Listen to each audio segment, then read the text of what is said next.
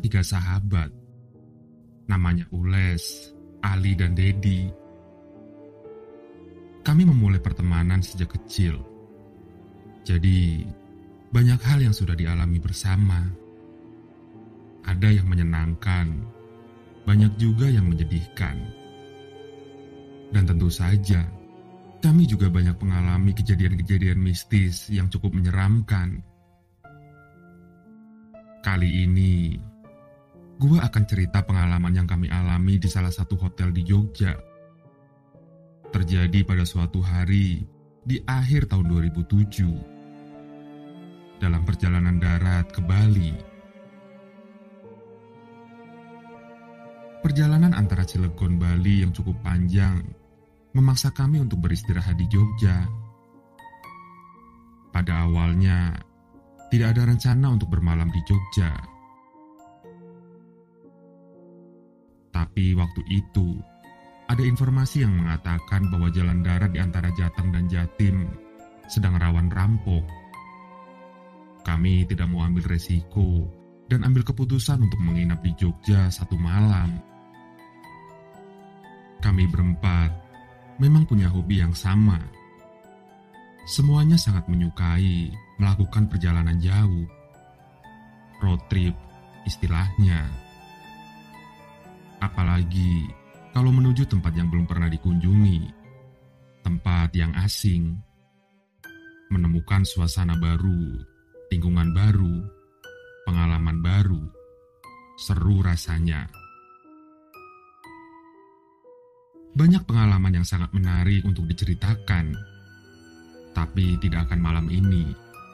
Kapan-kapan gue pasti cerita. Singkat cerita, sekitar jam 10 malam kami sampai di Jogja. Awalnya sempat berniat untuk numpang menginap di rumah salah satu teman SMA. Tapi ternyata yang bersangkutan tidak bisa dihubungi.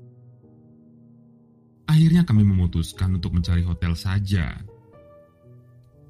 Waktu itu, kebetulan sedang memasuki musim liburan akhir tahun. Jadi agak susah untuk mendapatkan hotel. Ada yang agak aneh. Gua merasa malam itu, suasana Jogja sedang tidak enak. Entah kenapa.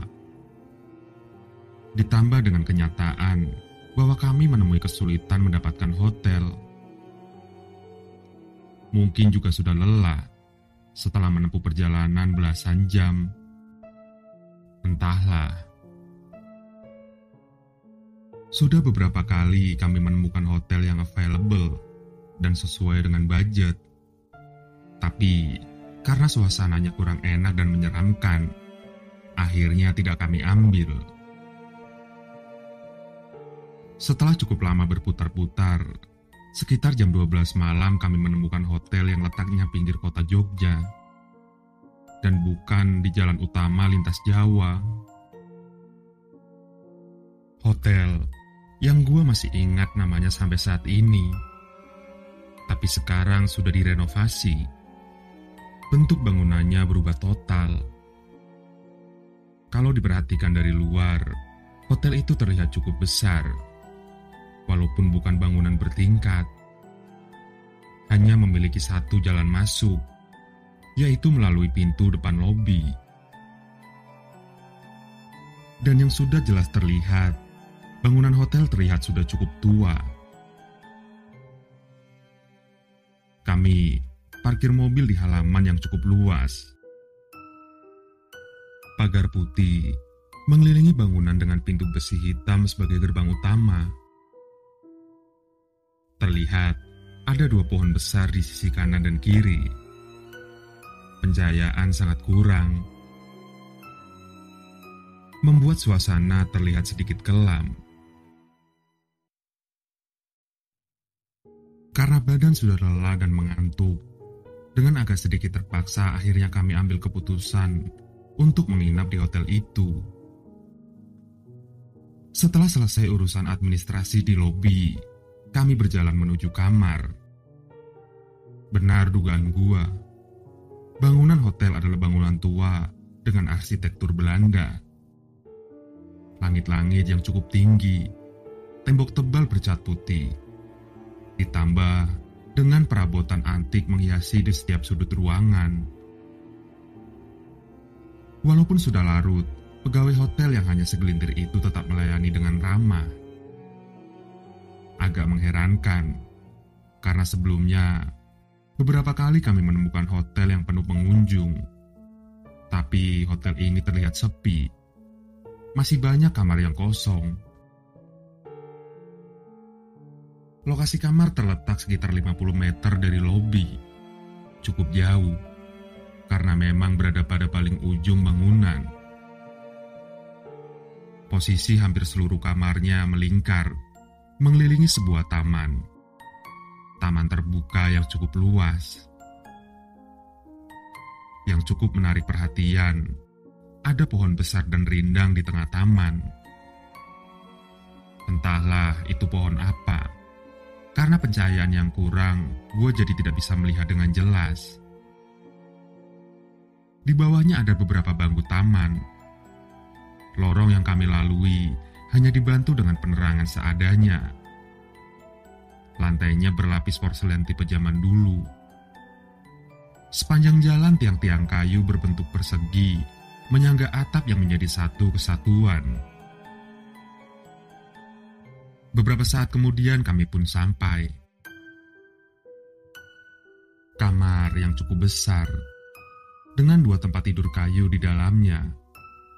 Cukup untuk kami tidur berempat. Posisi kamar persis menghadap taman tadi. Di dalamnya kami sempat berbincang seru, sebelum akhirnya lelah dan kantuk memaksa untuk tidur. Sialnya, gua malah masih segar, tidak ngantuk sedikit pun. Mungkin karena meminum 2 gelas kopi sebelumnya. Sedangkan Ules, Ali, dan Dedi sudah pada posisi tidurnya masing-masing. Seperti yang gue ceritakan di awal tadi, suasana Jogja malam itu terasa tidak enak. Tidak tahu kenapa.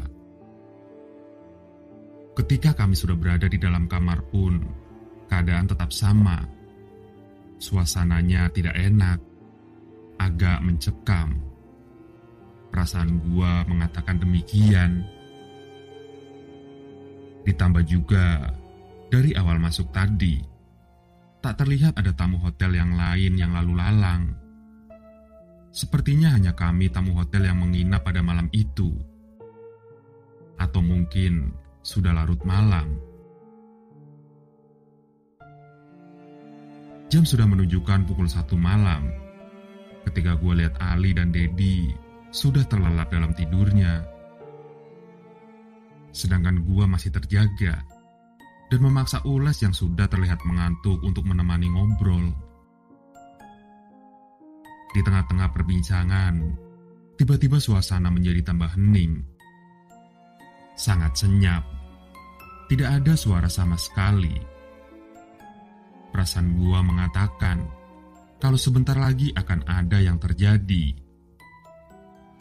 Dan benar saja, tidak lama kemudian, gua dan Ules mendengar sesuatu.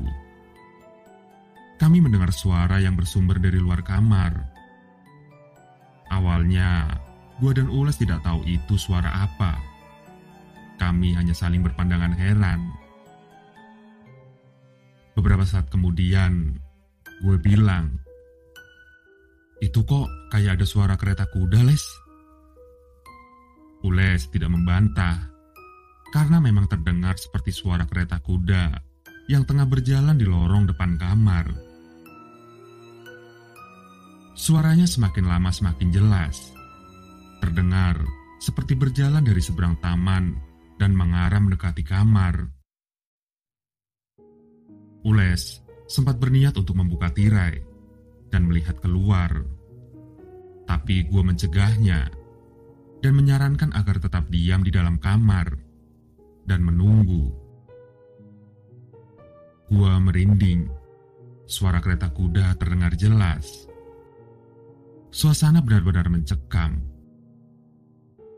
Oh iya, secara logika, kereta kuda tidak mungkin bisa masuk ke dalam lingkungan hotel. karena pintu masuk hotel hanya bisa dilewati oleh manusia. Kendaraan apapun tidak akan bisa lewat karena pintunya kecil. Terus, kenapa tiba-tiba ada kereta kuda melintas di depan kamar? Terdengar dari suaranya, kereta kuda sudah tepat berada di depan kamar dan berhenti. Refleks, gua langsung mematikan lampu. Suasana kembali hening, tapi suara nafas dan derigihan kuda terdengar jelas. Mencekam, karena gua dan Ules yakin kalau itu bukan kereta kuda biasa. Dari tirai jendela kamar, terlihat bayangan yang berbentuk siluet dua kepala kuda, bergerak-gerak, yang sedang berdiri di luar. Gua dan Ules hanya terdiam, tidak berani berucap apa-apa. Tapi, sekitar 20-30 detik kemudian, kereta kuda itu terlihat mulai berjalan lagi. Berjalan pelan, menjauhi kamar. Kemudian suaranya terdengar menjauh. Semakin menjauh, sampai benar-benar menghilang dan tidak terdengar lagi. Suasana kembali menjadi hening. Tapi, ternyata cerita belum selesai. Kami berdua sempat membahasnya sebentar, sambil berbisik. Setelah itu, Ules ngantuk berat, dan tidak lama kemudian terlihat terlelap. Sementara gue masih belum mengantuk juga. Sudah pukul 1:30, dan di keheningan malam itu, gue hanya bisa melamun tidak jelas, menunggu kantuk yang tidak kunjung datang. Perasaan mengatakan kalau sesuatu akan terjadi sekali lagi. Suasana menjadi semakin tidak enak. Dan benar, dalam posisi rebahan terlentang di atas tempat tidur, gua melihat pintu kamar yang letaknya ada di sisi kiri tiba-tiba terbuka dengan sendirinya. Terbuka perlahan. Gua kaget melihatnya. Tambah kaget lagi setelah pintu kamar benar-benar terbuka. Karena gua melihat seorang ibu setengah baya yang sedang berdiri diam tepat di depan pintu, menghadap ke dalam kamar. Ibu itu berkebaya khas Jawa, lengkap dengan sanggulnya. Gua tidak bisa berbuat apa-apa saat itu. Badan kaku dan tidak bisa bicara sama sekali, seperti terhipnotis. Jantung semakin berdegup kencang tidak karuan, ketika tiba-tiba dia menolehkan wajahnya ke arah gua dan tersenyum. Dalam ketakutan yang amat sangat, gua masih bisa tersenyum balik. Jarak kami berdua hanya sekitar 4 meter.